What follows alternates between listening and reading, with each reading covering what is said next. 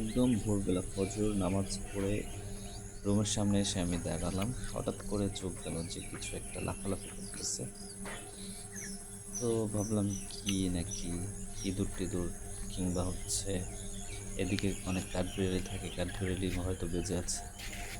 তো যাওয়া যাক ওখানে মোবাইলটা কি হাতে হয়েছে নেওয়ার পরে দেখা আস্তে যাক। আস্তে সামনে গেলাম। সামনে গিয়ে দেখার ট্রাই করলাম যে আসলে জিনিসটা কি।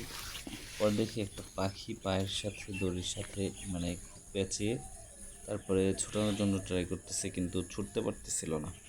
তো আমি এটা দেখার পরে আস্তে আস্তে করে সামনে ওখানে গেলাম। একটা পাখি সামনে গিয়ে ভাবলাম যে ছুটাই দিব, কিন্তু যে দড়ির তার সাথে পা পেঁচিয়ে এমনভাবে পেঁচাইছে সে ওটা হচ্ছে হাত বেঁচে দিয়ে আছে। ছুটানো সম্ভব হচ্ছিল না, এবং ও খুব ভয় পাইতেছিল আমাকে দেখার পর, ডাকাডাকি ছাড়িয়ে দেওয়া উচিত। করতেছিল। এক হাত দিয়ে কোনোভাবে আরে ছুটানো যাচ্ছিল না। কি অবস্থা!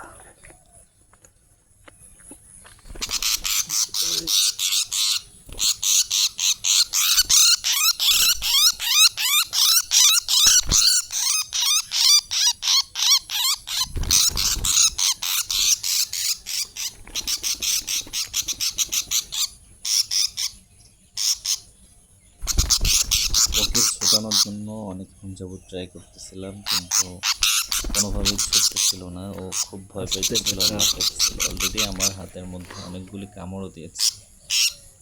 এখন আমি গো।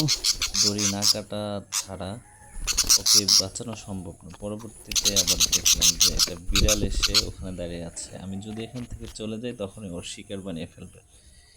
এরপরে কি করলাম, মোবাইলটা পকেটে রাখার কেমনে পর কেমনে দুই হাত দিয়ে পেঁচাইলো? আবার ছোটানোর ট্রাই করলাম, কিন্তু কোনোভাবেই পারতেছিলাম না। পরবর্তীতে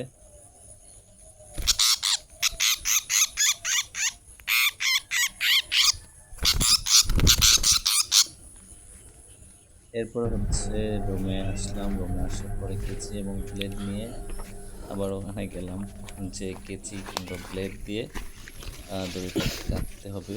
ও দড়িটা হচ্ছে গিট্টু লেগেছিল। দেন হচ্ছে দড়ির এক সাইড কেটে দিয়ে ওর পাটা আস্তে আস্তে করে ছুটা দিতে সক্ষম হয়েছি। এখন কতটা শান্ত, মানে এতক্ষণ যে ভয় পাইছিল ভয়টা আস্তে আস্তে চলে গেছে। পাখিটা দেখতে খুবই মায়াবী, ইয়েস, অনেকক্ষণ যাবৎ কষ্ট পাইছে। তো আপনারা কখনো কোনো সফল। প্রাণীকে কষ্ট দিবেন না।